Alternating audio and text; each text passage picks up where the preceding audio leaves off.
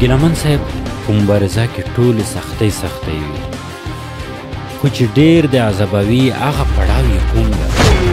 سخت پړاو یې دغه دی چې کله ته د یو کام لپاره خپله مورکۍ، خپله کورودانه، خپلې لونه او خپل فامیل، خپل ځان هر قسمه سختیو سره مخامخ کوې او د هغه کام وګړي راولاړ شي.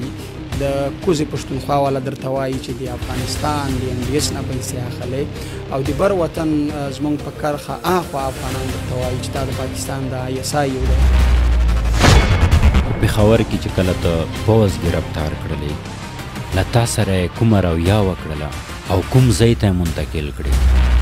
زه په پېښور کې چې اول فوجي په پاټک راکوز کړم، زما پیژندپاڼه بلاک وه، واچ لیسټ داسې سور وارنینګ نشان پرې راتلو. وایي څه دې کړي دي؟ مال د خپل کام او د وطن د خپلواکۍ کیسه.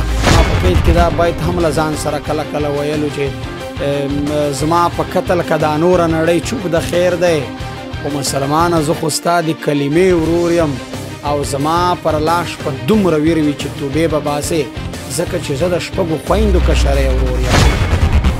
نو چې کله هم ما د مورکۍ سره اول په ټلیفون باندې هلو وکړل، زما هم په زړه نه لګېده ځکه چې هغه ډېر فکر د سړي سره د مور وي. چې ما هلو ور وکړل او دې صرف دومره وویل چې جار زویه بس دا پتمنه غېږه د ډکه له پردیو څخه